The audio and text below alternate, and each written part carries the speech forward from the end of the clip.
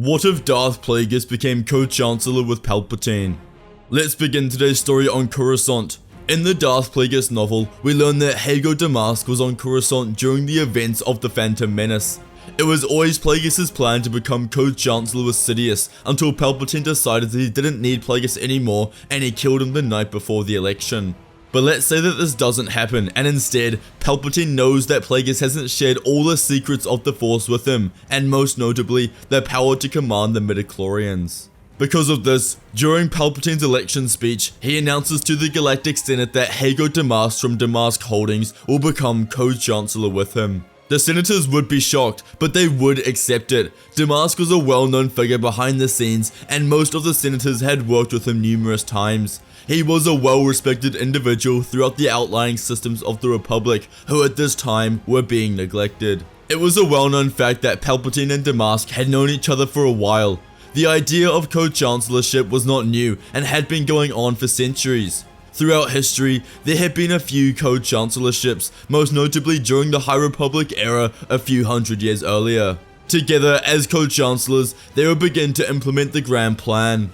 Plagueis couldn't be chancellor without Palpatine. It was a well-known fact that there was strong prejudice in the Senate, and chancellors were favored if they were human. With Palpatine as the figurehead, spreading his charismatic charm, Plagueis could operate in the background and make a real difference. Plagueis would ensure that the clone army was ordered by Sifo Dyas, and their long-term plan was in full operation. In just over 10 years' time, the clone army would be ready and they could begin stage 2 of their plan. Around this time, they would receive news that Maul died on Naboo at the hands of Obi-Wan Kenobi and that Anakin Skywalker was on the verge of being let into the Jedi Order. Plagueis was heavily against this and knew that he trifled with Force prophecies when he and Palpatine attempted to create life with the Force. He believed that he had upset the Force when he attempted to manipulate the midichlorians, and this was their way of striking back at him. Because of this, he knew it was imperative that he finds Anakin and kills him before he was officially in the hands of the Jedi and out of reach.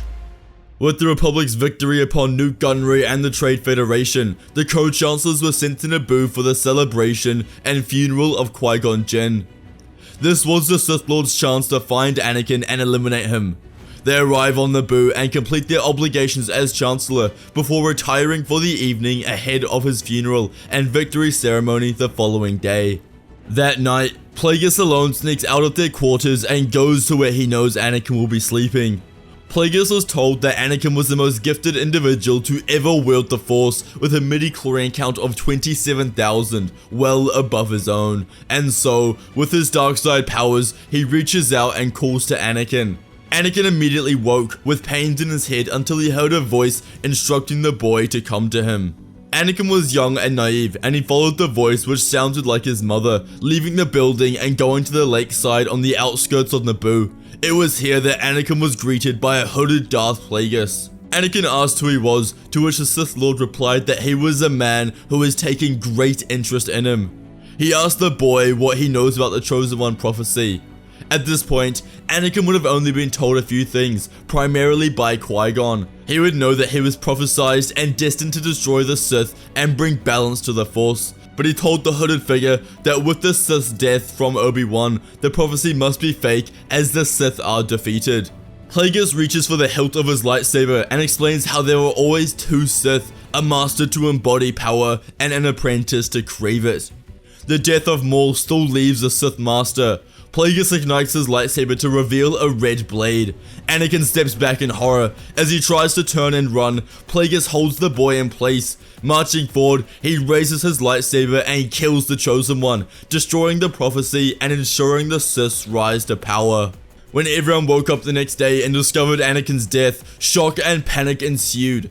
This concerned Yoda and Windu especially, and they knew that the Sith were a massive threat, now suspecting that the Sith Master is alive and that Maul was the apprentice. They had to prepare the Order for the coming darkness. Palpatine and Plagueis' plan was going accordingly. They were Chancellors, the Chosen One was dead, and now they would focus on their efforts on generating discontent and shame in the Republic. But first, they would need to ensure their rule as Chancellors. Their first term went very smoothly. Palpatine was the face of rule, a strong, charismatic individual who others had nothing but nice things to say about him. Plagueis, on the other hand, had the reputation of being a tough, strong person who was extremely effective with everything he did. During their first term, there was nothing controversial, and everyone believed that they were perfect chancellors. This was especially important now, as the previous chancellor, Valorum, encountered several difficult challenges during his years that he couldn't deal with. When it came time for re-election, they received the first ever unanimous vote that another term would happen. Everyone loved them. Behind the scenes, they worked hard on putting the pieces together for their grand plan. They turned Dooku to the dark side alongside Sifo-Dyas, who ordered the creation of the clone army. Plagueis felt very strongly about abolishing the rule of two, and he was able to slowly convince Palpatine that this was the correct path to go down. Plagueis only wanted him and Palpatine in power, but he could use pawns like Dooku, who were strong in the Force, to their advantage.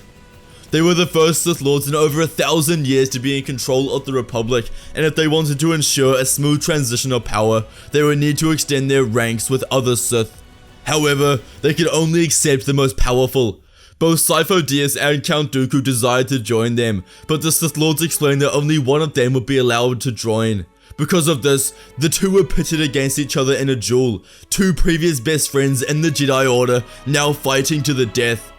They would fight, and just as expected, Sifo-Dyas would meet his end. Dooku was considered the most proficient duelist in the Jedi Order, and Dyas had no chance against him. With Dooku joining their ranks, they began the lengthy process of initiating the separatist movement and beginning of the Clone Wars. Dooku was the figurehead of the separatist movement, with Plagueis and Sidious remaining in the shadows as he worked hard to ensure the droid army was successful. The more successful the droid army was, the more discontent there would be for the war. The war proved very successful at driving a wedge between the Republic and Jedi. The Jedi turned into soldiers, and after the first year of fighting, it seemed as though they were just expanding how much power they could hold over the Senate and turn their Jedi from peacekeepers into soldiers. At times, Plagueis would deploy himself into the battlefield. Palpatine was much more tame than he was, but Plagueis desired to murder clones and Jedi. The war was too exciting for him. He had waited almost 2 centuries for a conflict like this. To quench his thirst for blood, he would track down different Republic starships and murder Jedi such as Eth Koth and Aegon Kolar. He was so quick and stealth that no one would ever live to tell the tale of his destruction to the Republic. The war had created so much discontent in the Republic, and many were turning on the Jedi and Senate, who they no longer trusted to protect them. Riots and protests emerged, and the Sith Lords knew that their plan was working. After 3 years of conflict, the Sith Lords knew it was time for stage 3 of their plan: the destruction of the Jedi Order. Sheev Palpatine and Hago Damask were both on Coruscant acting as chancellors. They execute Order 66 and both go to the Jedi Temple, killing every Jedi in sight.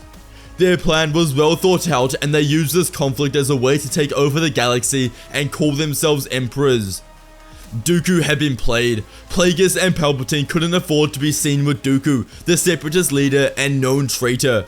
Because of this, Plagueis had clone troopers chips altered a few years earlier so that Order 66 would also target Count Dooku. When the order was given, Dooku believed the clones to be on their side now, and he approached defenseless, causing the clones to gun him down on the spot. The Sith Lords had done it, completely destroyed the Jedi Order, and restored the Sith to the top of the galaxy. No one could oppose them ever again. They were far too powerful. With their ascendancy, Plagueis would remove himself from the Starlight and focus his full attention on figuring out how to cheat death. Decades earlier, before he decided to focus on the grand plan, he had come extremely close to figuring it out. He was able to use the Force to influence the midi-chlorians to save other people, and he could de-age himself significantly, but nothing to the extent where he would be able to live forever. He found more ancient Sith texts and holocrons which he hadn't read, such as ones detailing Sith Lords who had been able to live for thousands of years. Plagueis dedicated himself to the experiments. Palpatine, on the other hand, relished in his victory. Being Emperor and control of the galaxy was all he ever wanted. He erected several Death Stars and kept control over all the star systems with fear. Sidious would study all aspects of the Force. He was fascinated by history and the Sith of old, and learned how they maintained control over the galaxy. There was no part of Palpatine that was human. He found peace in the notion of providing people with pain. Throughout the early years of the Empire, some Jedi would be found and executed, but after the first 5 years, they were all gone, extinct. The Jedi Order became nothing more than a tale from the past, a bedtime story that parents would read to their children to scare them into compliance. Eventually, after almost a decade of work, Plagueis would discover the secrets to immortality, learning how to keep a constant stream of midi-chlorians coming in and out of his system so that he is always fresh, young, and healthy. In times of need, say if he was being attacked, he can draw on the Force to replenish his midi-chlorians to keep him alive. He was truly invincible and had the power to live forever. He would teach Palpatine this ability, and together, after decades of hard work, they would both live forever. After Plagueis conquered this endeavor, he would focus his efforts on creating the new Sith Order. The Rule of Two was officially disbanded. There was no need for it. They would traverse the galaxy and encounter several powerful Force users who had the potential to become powerful Sith Lords. They would go back to Moraban, where they would create the new temple and begin training the Lords. Sith training is extremely dark and deadly. Children as young as 4 were subjected to physical pain that some beings would never experience in a lifetime. But this only bolstered their claim for anger and hatred. Their lust for the dark side was fueled by their training. By the age of 10, most young Sith warriors had already murdered hundreds of people. The darkest and most unforgivable part of the Sith Order was trial by combat. In order to receive the title of Sith, the ceremony was that one Sith apprentice kills another. Only one can ascend to the title of Sith. This led to the eventual deaths of hundreds and the wasted training of decades. Some would train for over 20 years only to be decapitated by another. But it worked. The Sith Order grew so large and powerful that no one would ever stop it. Plagueis and Sidious stood atop their thrones of the Order. Everyone knew and respected their power. They craved to be as strong but feared getting too close to their power, as Sidious was known to murder anyone who he believed to become too much of a threat. As the centuries went on, the Order grew. Sidious and Plagueis told none of them how to conquer death. If they desired to live forever, they would need to figure it out for themselves. Some dedicated their entire lives to the pursuit of knowledge and power, but they would never discover it. But this only bolstered Plagueis' reputation as the most wise being in the galaxy. None could ever oppose the two Sith Lords, the ones who brought true balance to the Force. They were unstoppable, and no one would ever dethrone them. If you enjoyed today's video, you must watch What If Ahsoka saved Anakin on Mustafar, and What If Darth Vader upgraded his suit. Please check out our membership page where you can support the channel. It really helps us out. I hope you all enjoyed, and may the Force be with you.